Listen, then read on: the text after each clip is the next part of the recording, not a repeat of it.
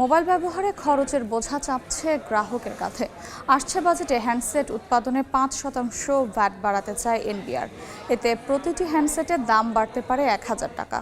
সম্পূরক শুল্ক ২০% করার প্রস্তাবে টকটাইম ও ইন্টারনেট ব্যবহারে ১০০ টাকার বাড়তি গুনতে হবে প্রায় ৬ টাকা। শুভ খানের রিপোর্ট।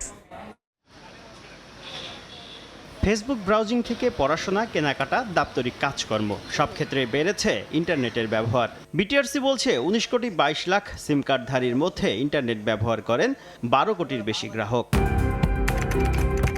বর্তমানে মোবাইলে কথা বলায় ১০০ টাকার রিচার্জে ৩৩ টাকার বেশি কর দেন গ্রাহকরা। একই পরিমাণ কর দিতে হয় ইন্টারনেটেও। এনবিআর সূত্রে জানা গেছে, আসছে বাজেটে উভয় ক্ষেত্রে সম্পূরক শুল্ক ৫% বাড়িয়ে ২০% করার প্রস্তাব দেওয়া হয়েছে। এতে অতিরিক্ত ৫ টাকা ৭৫ পয়সা কর বাড়বে।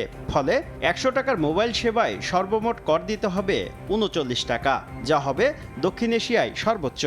স্টুডেন্টের জন্য যদি এরকম ভ্যাট যদি সরকার বৃদ্ধি করে, সেটা আমাদের জন্য একটু কষ্টকর হয়ে দাঁড়ায়। মোবাইল অপারেটররা বলছে সম্পূরক শুল্ক ৫% বাড়িয়ে প্রায় ১,৫০০ কোটি টাকা রাজস্ব মিলবে। আলটিমেট উদ্দেশ্য যেটা ১,৫০০ কোটি টাকা এই সম্পূরক শুল্ক বাড়িয়ে নেওয়া, আমাদের কাছে এটা নিয়ে সন্দেহ আছে। স্বস্তির খবর নেই মোবাইল ফোনেও। বর্তমানে হ্যান্ডসেট উৎপাদনে ৩ থেকে ৭.৫% পর্যন্ত ভ্যাট দিতে হয় ১৭টি প্রতিষ্ঠানকে।